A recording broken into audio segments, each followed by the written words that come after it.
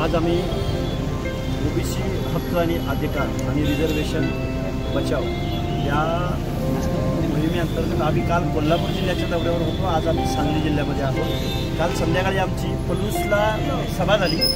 आज आम्ही आरग असेल, बेडग असेल, मिरज असेल, देंगूर असेल, त्याचबरोबर कवठेमंका, आरेवाडी, जत आहे, करगणी आहे, खानापूर आहे, विटा आहे, आटपाडी आहे, या भागामध्ये आम्ही धावता दौरा करत आहोत आणि लोकांची आम्ही ओबीसी जनबांधवांशी आम्ही संपर्क करतो।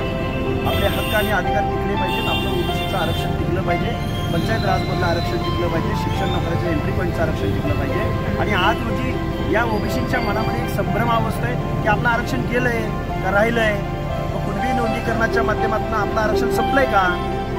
आणि पंचायत राजच्या निवडणुका गेल्या 4-5 वर्षापासून होत नाहीत, सगळी लोक संभ्रमावस्थेत आहेत। त्या माणसांना आम्ही फॅक्ट मांडतोय त्यांच्यासमोर आणि आपल्या हक्क आणि अधिकार टिकवण्यासाठी रस्त्यावर उतरलं पाहिजे, या दृष्टिकोनातून हा आमचा धावता दौरा आहे।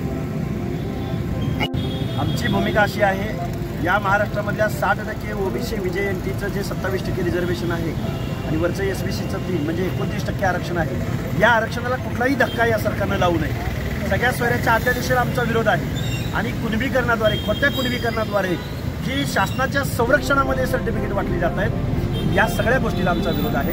आमचं आरक्षण टिकलं पाहिजे, आमचा मंडळ आयोग टिकला पाहिजे आणि मंडळ आयोगाच्या तरतुदी टिकल्या पाहिजेत, हे आमच्या सरकारला गाऱ्हाणं आहे। मराठा समाज रस्त्यावरची लढाई लढतो आहोत, त्यामुळे या सगळ्या गोष्टी इथून पुढच्या कालावधीमध्ये तुम्हाला गोष्टी मागून राहिला, तुम्ही ओबीसीचा ताट हिसकावून घ्यायचा तुम्ही प्रयत्न करताय, मग आम्ही ते ताट वाचवायचं का नाही वाचवायचं त्यांनाच विचारा तुम्ही।